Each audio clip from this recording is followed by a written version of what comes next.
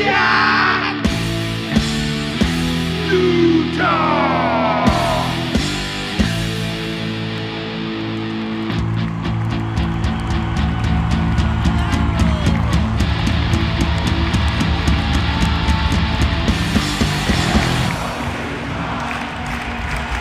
Win or lose, Slapshot Utah never sleeps. Yeah, all right, we got eliminated, clubbers, but we ain't going nowhere. This is just the beginning, fam. I'm here at Slapshot Utah post-playoff run with my main man, Jahn, on the microphone. Disappointing end to the playoffs. Great season. Not that happy with how we went out. Jahn, how you feeling? We've now had some time to digest everything, Leroy.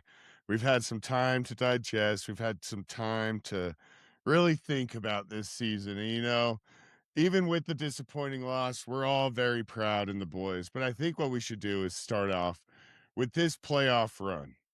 Let's be honest. When you and me did episode 1, our main goal for these boys was to make the playoffs. It was like a goal that, like, if we make the playoffs, I remember we were like, if we make it, mission accomplished, right? And I can't be more excited about the future than I am right now, because those boys put up a fight. And like I put on a tweet, it was like playing the Malone Lakers. Like, this is a very veteran, very good Vegas Knights team. Like, don't let them think that we got eliminated by some pushovers. I'm very proud of the boys. I'm very proud of the season. Like you said, disappointing way to go out. I mean, we were both at Game 6. What are your thoughts on Game 6? I got a multitude of thoughts that I've been dragged by for the last couple days. Well, I saw you at Game 6, and the first big slap of the heavy hand I felt on my back, which shook me into, oh, John's behind me, came along with the words, this ain't the same crowd that was here for Game 1. So let's just take that. Not that it sucked, but, well, look, I don't know if you're a season ticket holder, listener or not, but like if you are there game in, game out during the regular season, you kind of get used to the certain crowd, certain faces. Playoffs, it's a different ticket pool, a different group of people. And this seemed more like the corporate dead ass crowd. I'm not sure where it went. It reflected in the play, not that it was the fans' fault. Dead, lifeless, uninspired, almost looked like giving up. Some people are floating the possibility theory that the entire organization had given up to hopefully get construction underway. I think we're going to go there. But ultimately, look, there's a painting in the Chicago Museum of Art by George Seurat. It's called Sunday in the Park with George, or Sunday Afternoon in the Park. That's what it is. And it's pointillism, which means it's painted with these tiny little dots, right? And if you get right up to the painting, right up close to it, it just looks like chaos. But if you zoom back 30, 40 feet, you can see the resolution resolve itself and you can see basically what's going on, which is a beautiful afternoon in the park. It's if you get perspective and back away from the tough loss and the uninspired play, you can see where we went. Just like you said at the beginning of the season, we got to our goal, and not only got there to the playoffs, but we were wild card 1. We didn't make it last, so it's baby steps. It's a process. And so I know there's some disappointments about the way we went out, but if you look at the big picture, which we all can once our hearts heal, we wouldn't be passionate sports fans if we didn't get bent out of shape when there's a disappointing loss and our guys don't really show up, because, well, we would suck if we didn't want to win a championship. They do too. They're not happy with the way it went out, but we all know when cooler heads prevail, damn, we're lucky to have a team, and damn, we are going in the right direction, John. Don't you think? 100%. You hit it right on the nail. Once perspective hits, you're very proud of this. And I want to touch on that as far as like social media and stuff. because I saw a lot of people like, okay, I'll just do my example because the only example that matters is your own personal experience, right? I've been screaming into the ether on Twitter for a decade with no response, with no, like, actually no one gives a shit. So then, drunkenly at 1 a.m., coming home after spending $1,100 on 2 games, I go off and say, "What the fuck?" Made it 5 minutes. I go off and go, "What the fuck?" And people come in all my mentions and tell me I'm the dumbest person on the planet, which agreed, agreed. TBIs are like Tic Tacs is I think what I said responded to someone in our household. But, like, I don't think we should judge people on being passionate. I'm not mad at the people that go on there and they're like, "We rolled over like a bunch of bums." But I'm also not mad at the people that are counting the moral victories, because if that is what it comes down to, is these boys went out there and they fought. Like you said, wild card one, and not only wild card one, we pushed a Stanley Cup contender to 6 games. Even though that game 5, I'm not gonna lie, I was looking for a little fight in those boys. I was, dude. We spent 650 something dollars to watch them go out there and just skate circles. At one Yeah. point, they were having a discussion in the corner while the puck was in play. It's like that's really what came down to my frustration for Game 6 was the fact that, like, I felt as a fan at the very top, I cared more about that game than they did. Game And like you 6, at said, least. yeah, game 6, yeah. Like, I felt like I was more invested than they were in that. And like you said, or like I said to you, but like this was a different crowd than game 3. When we went to our seats to get our towels and the cool little light up wristband, I was the only one. Let's go! I was the only one. I was the only one until, like, everyone else starts that, like, and I was like, "Ah," and it's not, and I'm not blaming anybody. I get it. I'm a crazy person.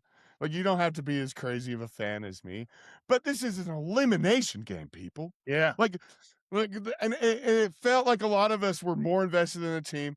I don't blame the boys. They had a late night. A little insider, like I told you, they had plane trouble, so they didn't even have their normal chartered plane. They were sitting in coach. Like, if anybody doesn't know, like, these professional teams, they have, like, especially here in Salt Lake, everything is out of Delta. So these planes that the Jazz or the Mammoth and even the Utes ride, it's first class the whole length of the plane. But these guys had trouble with the plane, so they had to get on a regular plane. So they're sitting, they're squished up, they're not getting sleep. And I get it. They're 20 years old. They should be able to adjust. But and they had a late night too. They got deferred to Portland on their flight. So they went from Vegas to Portland to Salt Lake. Can you Which, imagine how fucked up that is, being beat up yeah, after a hockey game, totally exhausted? a Like, double look, overtime. I mean, John, we both felt like shit after the playoffs. It's just from all those 8 o'clock starts and having to go to work and all that. I mean, can you imagine getting redirected to Portland and you just need to get home? Like, after Yeah, like, that's bad news. I feel like shit just getting home a little before midnight after these 8 o'clock starts. exactly. Yeah. Um, all right. So it felt like everybody gave up. I don't know if, I mean, those overtime games are brutal. So, like, look, you Brutal. and I both, we were exhausted because not only because there was some relief that they had lost. Not, I want them to win. I'll go with it. But the first relief is that my bank account wasn't going to get hit for $800 suddenly for the I next round. When the You final know. buzzer hit, I felt my credit card go like this.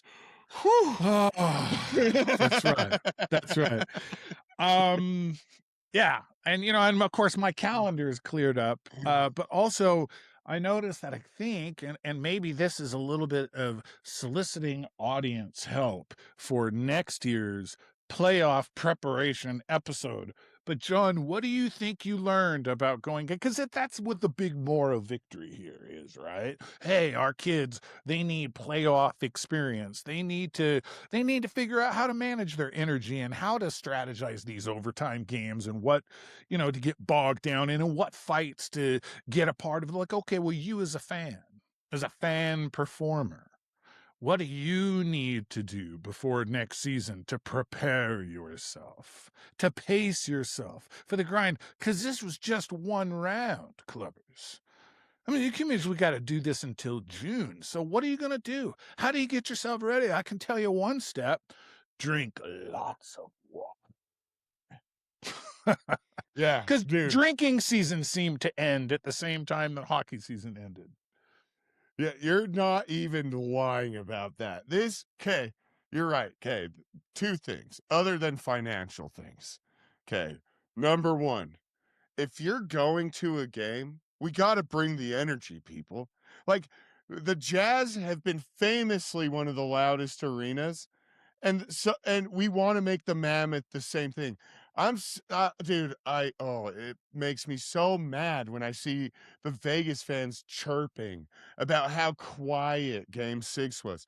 No, man, even in an elimination, we need to be the loudest arena, okay? Number 1. That's if you don't want to scream, if you don't want to yell, watch it at home, which I prefer to watch a lot of games at home as well, so no judgment over here.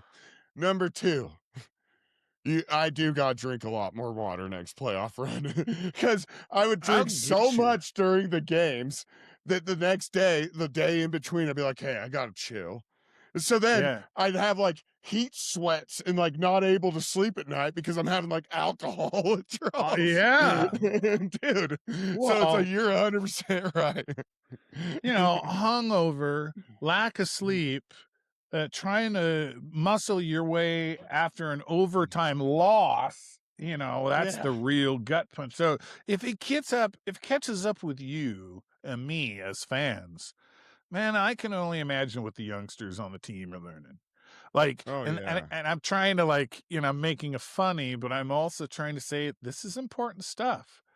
Yeah, we went out. I think we learned our lesson, but also how do you manage the road? How do you manage situations like that? You know what I mean? And I think having players like Weeger and Ian Cole, Sergachev, experienced players who have seen playoffs and have veteran sensibilities.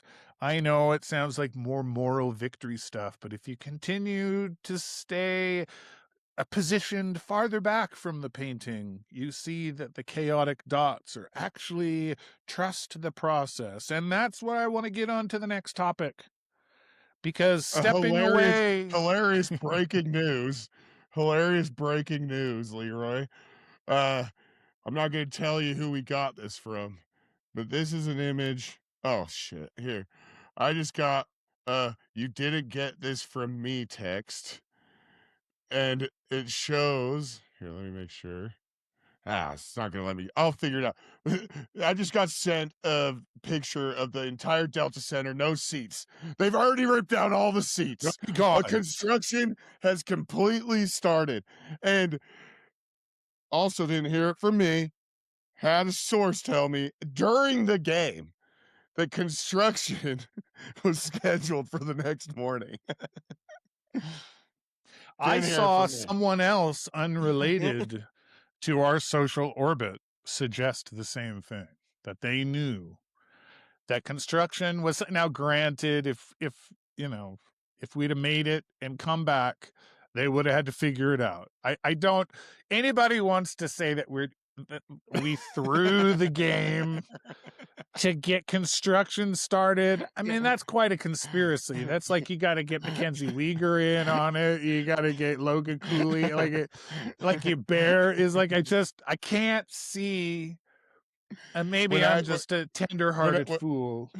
when I tweeted that out, I had someone come in my DMs and say, "If you if you believe that, you might as well kill yourself." Oh, really? Dude, I got Hey, so much hate for that. It's like, dude, if you've watched or even met me for more than 5 minutes, you know I'm just talking shit. dude, John and I have so many ideas. Like, they're half of them are absolute garbage and Yeah, dude. fodder, but sometimes you just gotta let it out. That look, the point isn't whether or not to argue the veracity of the organization gave up so they could get construction started.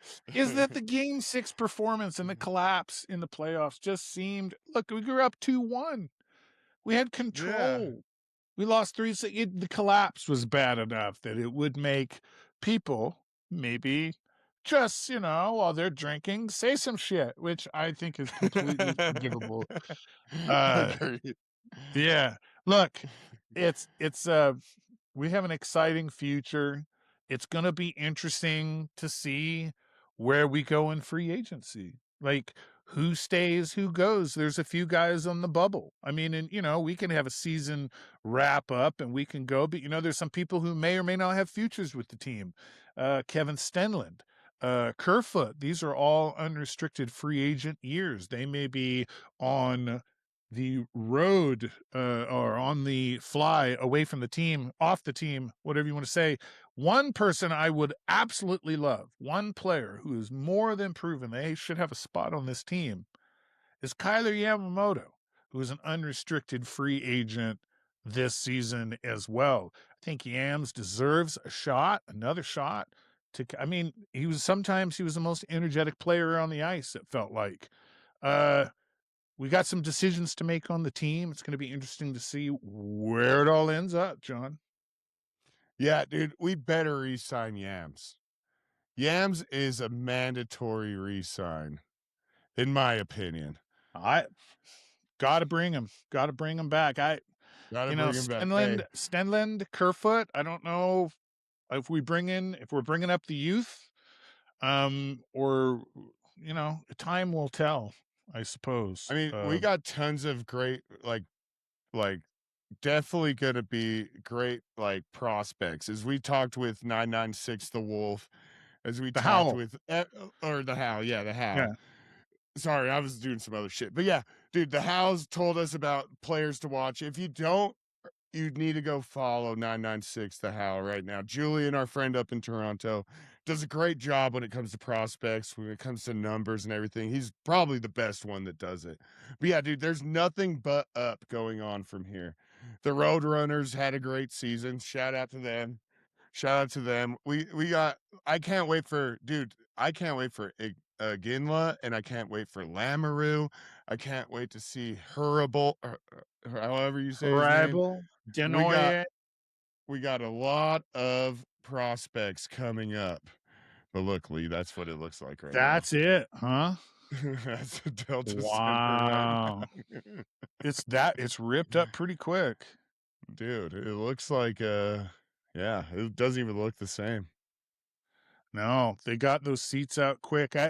It'll be interesting to see what they gotta cut out of those ends to make the sight lines work, Right. you know? Because Um, even in our seats before we came up and stood with you guys, they'd we were center ice and you can see like maybe like an eighth of the ice. It wasn't like mm, horrible, but like I was still like, dude, these are $650 seats and I can't even see the like yeah. edge, you know. Well, and on the top of the end sections, you've got the overhang blocking one goal and then the jumbotron blocking the Oh other yeah. goal. Yes, yeah. So are Um, they gonna lift that up or what are they gonna do? You know, who yeah, knows? yeah. Another murmuring talking about who stays and who goes is there's been, of course, the more reactive bunch of Utah Mammoth fans once again calling for the head of Coach Andre Oh Tournier. yeah. I'm asking you once again. I ask you to back away from the painting and see the big picture here. Um, let's say we are going to take it as a message. let's say that the way we ended the playoffs was a resignation of sorts, and that we are reading the tea leaves correctly, is that maybe the team itself, not the players, but the organization itself kind of thought this isn't going to be our year, right? If that's being the case, then we're kind of implying that it's a work in process. It is a project. And we know that our Stanley Cup window wasn't opening and closing this season. So the question I have for you, if that is the case, if we're going to have the moral victories and say, hey, it was a learning experience and we're happy to be in game 6 with overtime challenges against what are arguably very good teams, looking Vegas Golden Knights, arguably very good team. I think they're going to get skunked by the Anaheim Ducks. Nevertheless, Andre Tourigny is part of that process. I would be very surprised if there was some reactionary decision to replace him before the 2026-27 season begins. Other people think that would be a bad mistake. I got to tell you, I don't know if I know hockey well enough to actually be able to presume any better than an idiot that Andre Tourigny is not getting the job done. But once again, if I just back away from the mess, I can see that once again, this team is on the right trajectory, and Andre Tourigny has got to be doing something right. So what is your take on that? So let's rewind it just a little. What you just said is hilarious to me because 2 weeks ago, you and me made a tier list of who we would rather play in the first round of the playoffs. Yeah. And all of us said we'd rather play the Ducks. Yeah. The Yeah. Ducks are a pushover team. Yeah, We don't want to uh-huh. play the Oilers, and they beat the fuck out of them. So yeah, that's hilarious. It just goes to show that like we're just fans reacting to shit. We Like, are. With the don't take Vegas anybody serious. Yeah. the Vegas Golden Knights lost that series, in my opinion. Like Yeah. it's not that the Vegas Golden, I mean, we're a playoff team. We belong there. But like we fumbled that series away. The Yeah. Oh, Vegas dude, when Golden we Knights, if they're not going to be able to do that against a hot Ducks team. no, dude, when we beat them in game 3, what was it? 36-12 shots and we beat them 4-2. Like we just had a great night from Veggie and the no means no goal. He just had an off game, you know? And Yeah. so yeah, that's hilarious. But like I don't think let's get back, my bad. But like let's get back to Coach Bear. He's not going anywhere. He's not going anywhere. We can say, like, who knows? Was it his fault that they didn't come out fighting and swinging in game 6? But for all the like critique that we give him, no one gives him the love for the win in game 2 and 3. Like for everything that he does right, we're not getting love for him. Is he the third longest tenured coach in the NHL? Yes. Is he for the last 5 years, every year his record gets better? Yes. So like no, and this is professional sports, people. Like take it from someone like as a Jazz fan who since Jerry Sloan, like it's not easy to find a head coach. There's only 30 of them, and there's out of the 30 there's 5 good ones because the other 25 hate the shit out of their head coach. So it's like, who are we going to replace him with? We could have replaced him with Torts. If you guys wanted to go mid-season when we were having that skid, Torts could have come in because Torts is clearly good. You know what I mean? He might be 5'1", but he's clearly a good coach. But like, who do you replace him with? Good question. I mean, and the replacement doesn't always work. I remember Nope. just this season, Pete DeBoer got fired from the Dallas Stars after a pretty decent playoff run. And oh, look who went out first round. It's not always the coach. And sometimes the grass is always greener. So, look, I think we're going to hold on to Bear until something falls apart. The closest that guy got getting fired is when we on a 9-game losing streak. All right. He Mm-hmm. got us to Yep. where the goal was. Yep. And I And think they put that on a fight. they did put on a fight. Now, coming up next season, Mammoth fans, hang on to your hats. Okay. because what is it they say is, progress isn't always linear, right? Sometimes it's a line that moves like this. You dig what I'm saying? So I'm Yep. saying is if you got some of these young superstar players, supposed superstar players like Iginla, like Denoye, right? Like Herbal, right? If you're going to have a youth movement in Utah, there's got to be time for these guys to play. So it's possible that the long-term plan that Bill Armstrong has set up for the team is to keep Andre Tournier around until we can get the youth movement integrated into all four lines, which is why I think the team is going to start phasing out some players like Kerfoot and Stenlund and start giving some of these line minutes, which means we might take a little bit of a step back. Team might look a little bit more inexperienced than it did this season, but it's all part of the process. Now, not to use the president's term, panicking. Don't be a panicking, is what I've heard. But Mammoth panicins, chill the fuck out. It's going to be all right. We got long contracts with some of our talent. We've got a great owner, all sorts of moves to make. Exciting time to be a Mammoth fan. Don't hold on. Don't lose your shit now because the fun is just getting started. And by the way, added on to that, you may be thinking to yourself, Mammoth fan, Clubber, you may be thinking to yourself, what do I do with all this newfound energy and excitement from my local hockey team? Like, what are we going to do? Just forget about hockey until October? No. The answer is no.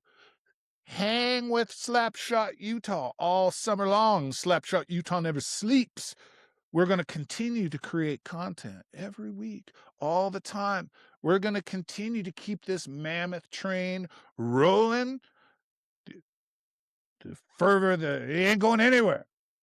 Yeah, no, we're not going anywhere.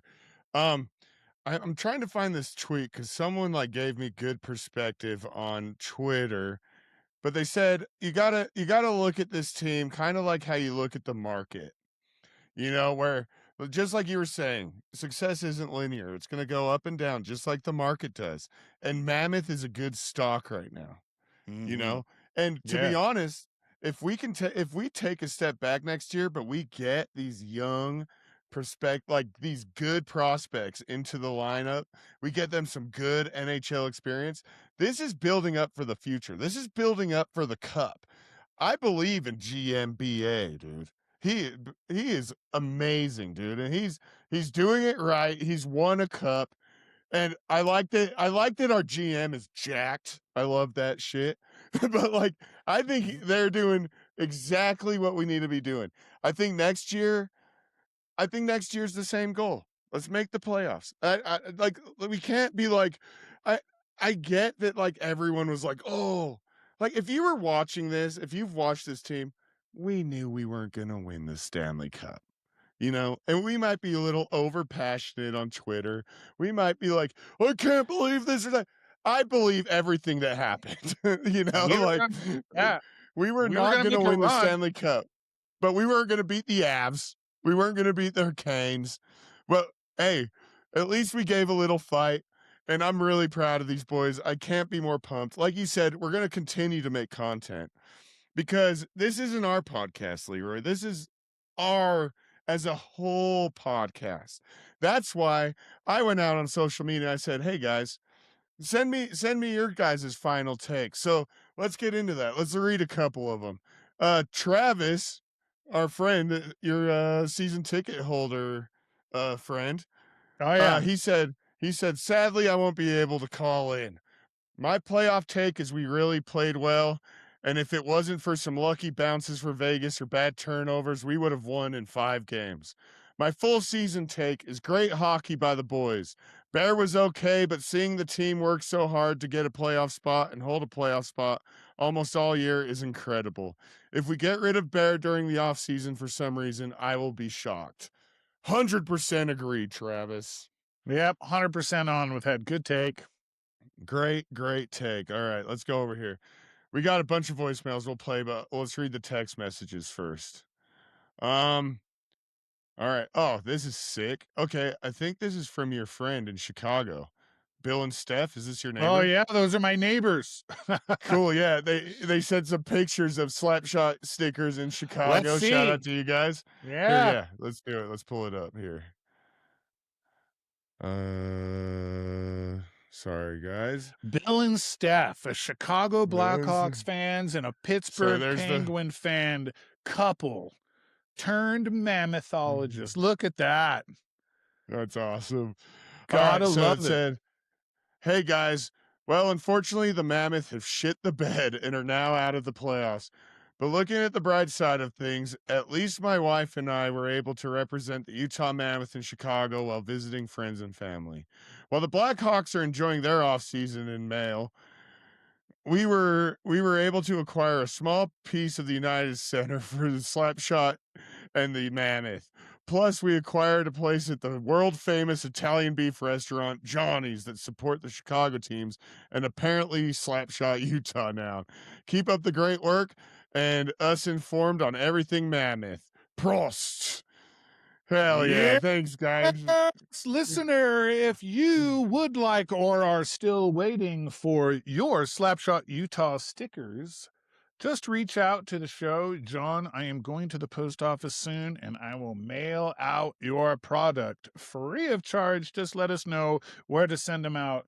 I'm Well, going to the post office if soon. you're I'm going to also send you some watching, stickers. if you're watching Leroy, go up to the camera. Look at our new drop. We haven't even talked about the dope hat you're wearing right now, Yes, dude. Look that's at that right. thing. Look, Look at that we've got, thing. We got Slapshot trucker hats, people. If you want one, yes. DM us, dude. DM us. We'll get you one. Yeah. We'll get into that a little bit later.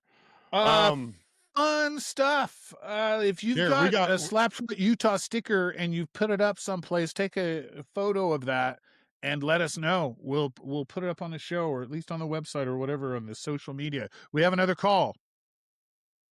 yeah, dude, we got 5 voicemails that we're about to play. So let's go, dude. I told everyone we're playing all of them, so let's play all of them for you, Okay, dude. let's do it. All right. I haven't listened to any of these, so let's go. Good morning, gentlemen. This is Zach Waste reporting in after last night's game. Just wanted to go on ahead and let my voice be heard on the podcast here. That was rough, but you know what? It was a great season. The boys put forward, a great effort. We made it a lot farther than we did our first year, and the only way we can go from here is up. So that's good. But you know what? We're all temporarily Ducks fans, and we're going to be back in the Ducks. At least I am. Or any team that ever plays the Vegas Golden Knights, including Toronto, from here on out. Even though I don't like Toronto, I will vote for them over the Golden Knights. So, I said this in a video that I made on Instagram here, but the Vegas Golden Knights have started a war, and they have solidified the rivalry. That's what happened. So I'm looking forward to that. It's going to be a lot of fun. There's going to be a lot of fun chirping back and forth between two fan bases and everything like that. As long as we're not being, shitty to each other. There's been a couple of instances of that, but that's just going to happen no matter what. But it's all in good fun. We had a great season. Just so much happened when I first, when the season first started. I actually missed the first several games because I got married to my wife Emily. So that's how it began. And then towards the end of it, we lost the Grizzlies, but we made it to the playoffs, and that's awesome. So we're looking forward to next season in October. We're just going to hop right back into it, and in the meantime, we'll see what happens during the off season. So yeah. Thanks for calling in, Zach. And I got to say, Great Zach and call. Emily are 2 of the best Mammoth fans. They're a great couple. I love them so much. That's a power couple. So thank you so much for calling in, Zach. Okay, in response to Zach, what did you think of our fledgling rivalry with the asshole Vegas Golden Knights fans? I mean, to be honest, like I think a Vegas account put up like, who do we have as a rival? I feel where Zach's coming from, but like I just don't really hate the Knights. No, Like, it's just for like fun. like I haven't like I didn't really get like that like hate. Like remember the early 2000s, the Utah Jazz and the Denver Nuggets when Carmelo Anthony was buying billboards and stuff here?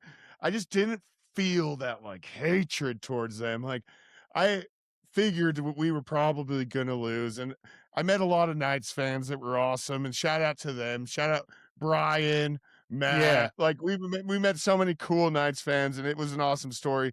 I don't feel like it's that big of a rivalry, but I completely understand where Zach's coming from. Well, some of the vitriol of this first round of the rivalry, did it feel a little forced? Did it feel like we just wanted somebody to hate because we just really wanted to compete? We were excited being in the playoffs, and they are probably geographically, or at least on I-15, the closest. And so it does make sense to an extent. However, guys, it's just for fun, right? So we hate each other for fun and we do the thing. But do you notice Nick Dowd is, I'm going to get you and rip your face off, you motherfucker. And at the And then end of the nothing. series, we still line and nothing. And at the end of the series, we still line up, handshake line, pat each other on the back, and everything is cool because they're professionals and ripping each other's faces off is part of their job.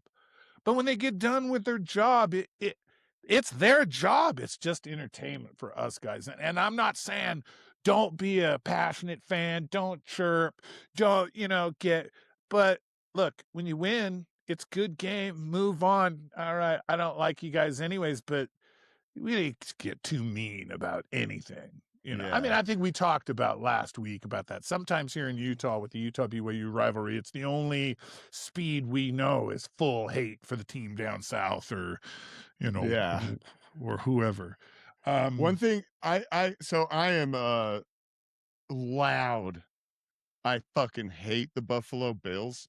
But like one thing I love about Buffalo Bills fans and the Bill Mafia is, well, let's say there's a playoff game and a kicker misses the field goal, and the Bills win. One thing I love about Bills Mafia is they just unload onto that kicker's Yeah. charity or something like that. And that Yeah. would be so cool if like us as Mammoth fans could do something like that. Like we saw with Brian and his daughter Kada over here the Ronald McDonald house. Yeah, I'm gonna say fuck the Knights, but I'm gonna come and give you a big hug, maybe say a prayer for your family. I think as Mammoth fans, I think that would be really cool if we like take on the we're gonna talk shit, but really like we're the nice guys of the family, you know? Yeah. Well, there's two ways of doing battle, right? You could do battle like a knight, like a warrior, like a samurai with a code, seeing the right reasons that you do battle, or you can fight like a rat.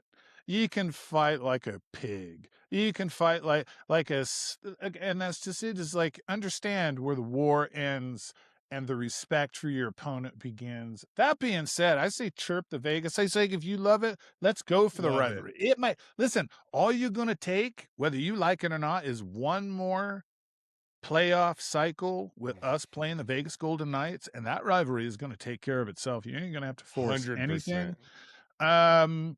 So that being said, it was fun, but I tell you who I'd rather have a rivalry with. And I think Who? Mammoth fans don't want to engage for similar reasons that we do want to engage with the Golden Knights fans is because the Colorado Avalanche should be our natural rival, and they are way, way, way better than we are. Yeah. I mean, before we go to the next voicemail, my personal preference, I think would be awesome, would be Arizona gets their team back, and then we get a Coyote Mammoth rivalry. That would That be would be ugly. awesome. That would be awesome and ugly and bad blood, and it would be hilarious. But let's Before you go to the next continue, voice. I just want to say one last thing about that, John. is that I was looking at social media and I saw a Montreal Canadiens fan, and I knew that we promised that we weren't going to give a shit about what the Big Six teams fans think of us. But I do want to say that this Montreal Canadiens fan with a very large following said, hey, here's the 5 remaining fan bases in the NHL that don't bug the shit out of us. And we were on Yeah. the top 5. So keep it Yeah. real, Utah. Don't turn into fucking idiots. The NHL likes us. We can have fun, root for our team, and not be fucking shitheads, too. All right, let's get to another call. Let's go. Hey, guys. Hope you guys have fun in Vegas. It's a bummer you can't get your money back. Breakdown of the playoffs. First 4 games, they look good. Look like they were into it. 2 overtime losses by bullshit, and game 6 looked like there was no effort, no fight, didn't care. And just like physically drained, mentally drained. They just wanted to be done. Need some changes, a lot. Maybe a new power play coach. Maybe Barrett needs to go. Need to add some damn size, and a frontline center would be nice. Hopefully, with the effort from the experience, they come back stronger next year and make it farther. It's bittersweet, sad to watch this team end. Big props to everybody that stayed till the end to salute the boys. I mean, I get it. You spend an assload of money to go to the game, but at least show them some support while you're there. Can't wait until the cookout. It's hard not to be negative at this point. Hope your drive's short, guys. Love the show. Thanks, Kurt. As you guys can see, I didn't end up going to Vegas. The hotel was actually pretty nice. We ended up only losing like $6 or something. Got most of our money back. But yeah, I mean, it was a disappointing loss. But as we've said a billion times on this episode, hold your head up high, Mammoth fans. This was a good season, and we achieved the goal that we were looking for. Power play was dog shit all season long. We had a little bit of a renaissance there where we could get it going, but the dog shit power play lasted all season long. Invincible penalty kill first half of the season started getting soft. We had our streaks, like there's just a lot to be proud of. The cookout, hell yeah. May 23rd. Yeah. It's the Saturday before Memorial Day. Mark the date. We're going to be there. We're going to have Slapshot Utah hats. We're going to be helping Hockenberry get money for the road home. That's no, it's not the road home. It's Be the Hope. That's right. Be Be the Hope. That's right. Be the Hope. It's a cancer charity. We're going to help raise some money for that. We're going to have a Slapshot Utah beer and fucking hats and stickers and all kinds of stuff. So come and see us over there. Barbecue. Great time to close out the season. Yes, sir. All right, let's go to another one. I think we got 2 or 3 more.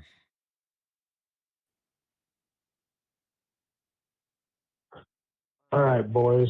It's your old pal, Billy G, coming in with an ounce of levity. Let's remember that first third of this season, everything was relax. We're not a playoff team. Just enjoy the process. And then we made the playoffs.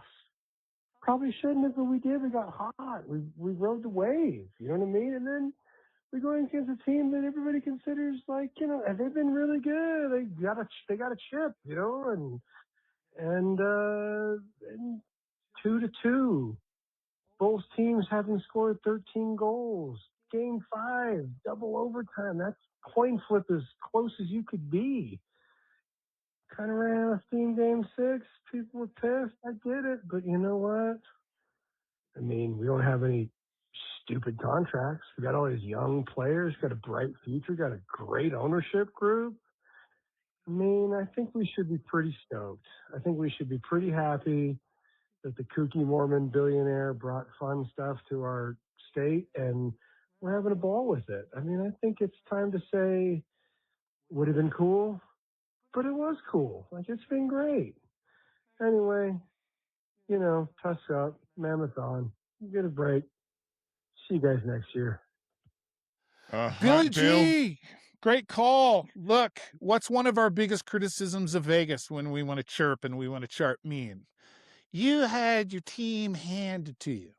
You didn't have to suffer through any losing season. You didn't have to hang on to see it happen to you guys in your, right on your inception. Essentially, you guys were right in it. Okay, this is good. This is good for Mammoth fans. You get your treat too soon, that's when the bandwagoners infect the fan base. And we don't want that. We need to suffer just a little bit, if you want to call this suffering.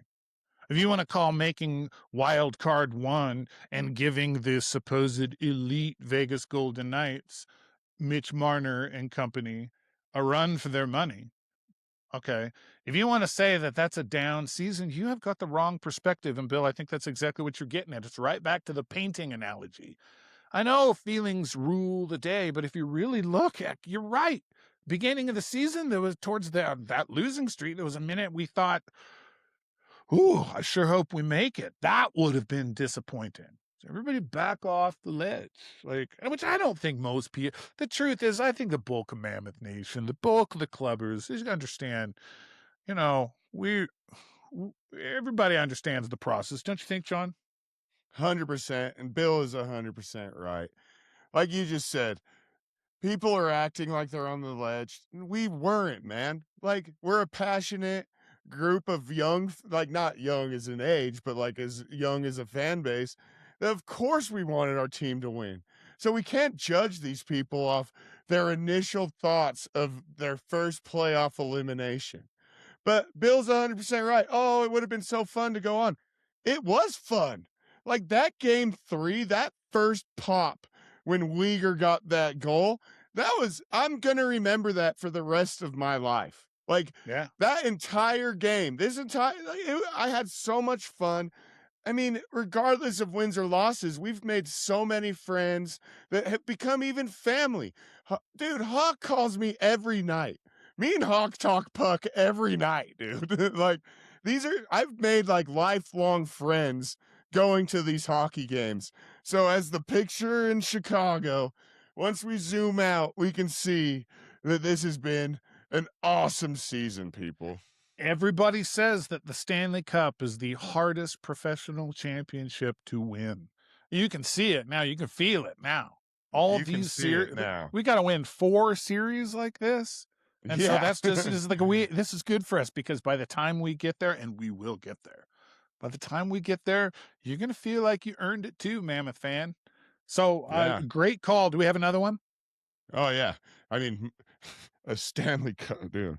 The hardest battle of the Stanley Cup is my liver for surviving that long. But let's go to the next voicemail. What's up, Slapshot Podcast? This is Rich Gonzalez from Ogden. Me and my wife, Brittany, wanted to say thank you guys, you and Leroy, for doing your podcast.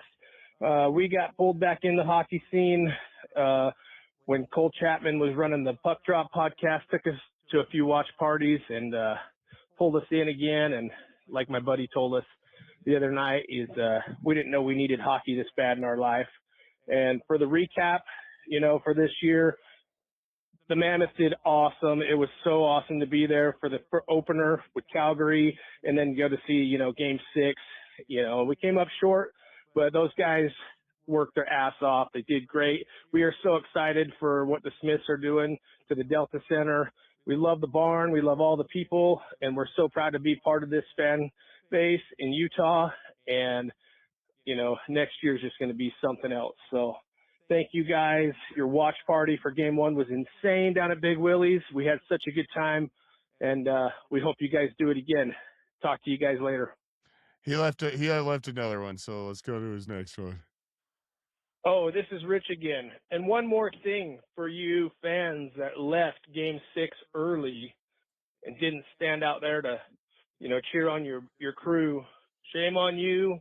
That is not the right thing to do. Guys, worked their ass off for 82 games plus some for you to enjoy, the least you could do is stand around while they salute their sticks to hang up the. Oh, sorry. Oh, this is Rich again. Sorry. And one more thing for you fans that left Game 6 early and didn't stand out there to, cheer on your crew. Shame on you. That is not the right thing to do. Guys worked their ass off for 82 games plus some for you to enjoy. The least you could do is stand around while they salute their sticks to hang up the season. So do better next year. Hang out, cheer them on, and hopefully they're holding the Stanley Cup next year. Thanks, Leroy and Jahn. It's awesome listening to your podcast. Later, fellas. Rich, thank you for calling. Rich and Brittany are amazing. They're so cool. They came down from Ogden to the first watch party. So thank you guys so much for listening. But yeah, Rich, dude, you're right. I'm not gonna lie. When that free net went in, I left with like a minute left or whatever, because you know why? I woke up at 5:00 that morning to go to work. I was tired. I said bye to everybody. I should have stayed, I know. But as I said in the tweet, I spent $1,100 for 2 games. I wanted to see a little effort, but you're right. I will do better next year. That's on me. I was angry in the moment and I was tired. Staying up till 1:00 for the last 4 games, I was like, I gotta go. So my bad. I do apologize, and I did fuck up. I should have stayed for the first handshake line. Should have stick tapped the boys. But it doesn't make me any less of a fan, or any of us that felt like we had to leave. Hey, listen, we mentioned earlier in this episode, like, it's a learning experience in the playoff. What do the boys need to do to be ready to make a run next year? We got to figure out, we got to do next year too. All right. Like, I'm joking, drink lots of water, but John, I don't know if everybody knows this, but you and me, but we tend to drink somewhat heavily. And when you got to be like that last Game 6, I was up at 3:00 in the morning the night before. I know I had to get up the next day. Like, if I had, I don't know, a little bit of warning when these fucking games were going to happen, I might ask for the next morning off. But Right. I don't know what the fuck is going on and when it's going to happen because of the way NHL does the playoffs. We walked down and we saw the stick waves and everything before we walked up. But listen, I think that's another thing too, is the casual Utah hockey fan might not know, might not know that. And so you can call us fake, you can call us phony, but yes, the tradition is in the NHL, especially when your team makes a playoff run, hang out, let them do the 3 stars, let it, do their thing, love the team.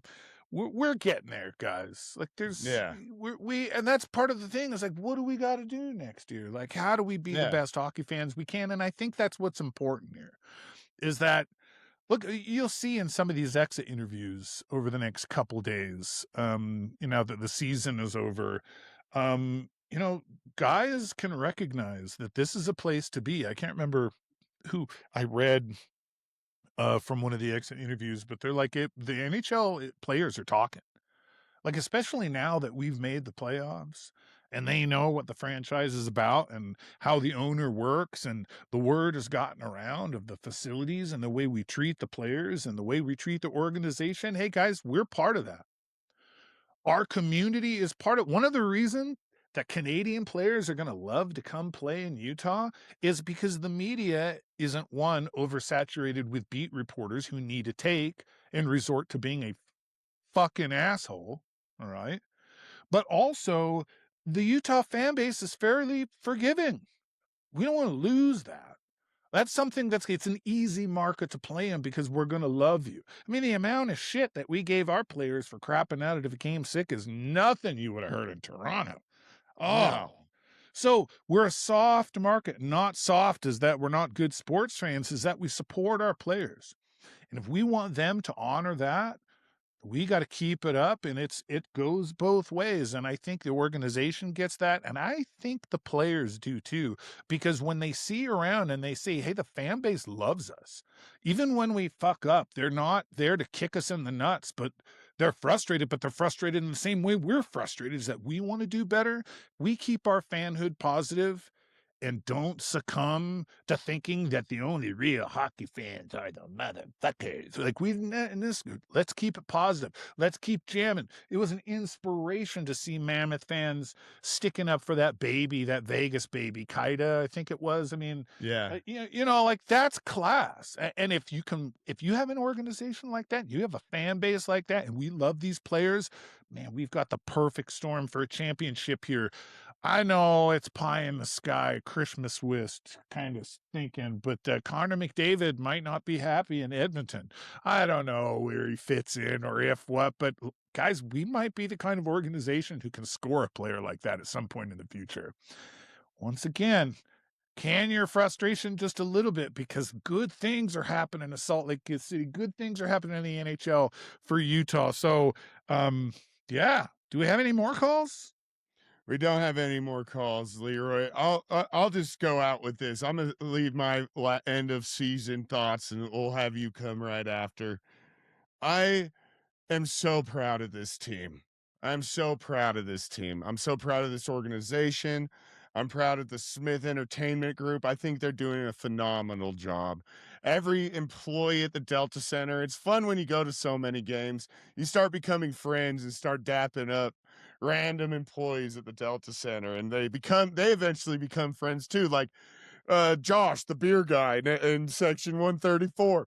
He became a friend, and it was so fun to see him, the security guards, everyone. More importantly, I'm so proud of us as Mammoth fans. Like I've said earlier, I'll touch on it again. I've made so many, I think we'll be lifelong friends. And because at the end of the day, the hockey game is fun, but it's more fun seeing all of my friends at the Delta Center. Because we all live in different parts of the valley or even different parts of Utah. Rich lives in Ogden. It's so fun to see Rich. It's so fun to see Dustin. It's so fun to see Travis and the whole entire Carpenter family. Everyone's like, they become part of my game experience. As much as I'm watching the ice, I like high-fiving my friends and drinking beer with my friends. And as Slapshot Utah, I've watched our little baby community grow. It's incredible. I can't believe it. Every time I'm out and people are like, love the podcast, I'm like, you listen to me? Like, I'm so proud of it. I'm so proud of you, Leroy. I'm so proud of the boys. Can't wait for next season. As Leroy said earlier, we will still be bringing you content, but we're going to do a little different. So stay tuned for that. But Leroy, take us out with your final thoughts on the 2025-2026 Utah Mammoth season. This summer when we started recording this podcast, John and I both confirmed to one another, listen, this is going to be easy because I can sit down for 30 minutes in a bar and talk to any stranger, let alone a buddy of mine, about sports or hockey with all the enthusiasm and injected excitement that isn't just about sport. But it's, I think, something that both you and I, John, are really proud of and that we care about very much, which is we are damn proud to be Salt Lakers. We are damn proud to be from Utah. We love the weather. We love the buildings. We love the people. We love the culture. We're weird. Utah's weird. Utah's different, but we're our own original thing, and you are too. And that's the biggest inspiration about us doing this show is that all we want from it is we want that experience online if we can't have it last day of the season at the Delta Center, which is always one of the most fun games, whether you're in and out of it, because it's like the last day of school because you're saying goodbye to all you people you see on a regular basis. Well, if you don't go to a lot of the games, if you don't make it to that part of the valley, that's fine because we're here too. That's why we have the hotline. We want you and us to be part of the same club, and we are. And that being said, man, I'm excited about where this community is heading. Every one of us every one of you who's interacted with us over the season, whether it's by calls or voicemails or, high-fiving at one of the watch parties. If I've seen you at the Delta Center and said, hey, Leroy, and I didn't recognize you, I apologize. Just introduce yourself. John and I, we just want to have a great Mammoth community. And I think we're on our way. We're going to make this bigger. We're going to make it better. And like I said, you just hang in. We're on the ground floor going up. We're buying low, and we're never selling. We're going to hold. We're going to win multiple championships. We're going to win Stanley Cups. And when the Olympics get here in 2034, Salt Lake City will undoubtedly be an international hockey town, and you will have helped create it. Great season, good enough playoffs. We're getting better all the time, John. I just if this is the end of our season, I can't complain too bad. We're going to have lots of content coming up over the summer and through the Stanley Cup playoffs. So, Slapshot Utah, great season. Great season. Pat yourself on the back if you're out there, people. The Mammoth herd is only going up, and me and Leroy are going to be here for you, and we'll be your family. If you don't have one, we're your family now. So thank you for tuning in to this season and episode of Slapshot Utah. We love you. Take care of yourself. Peace and blessings.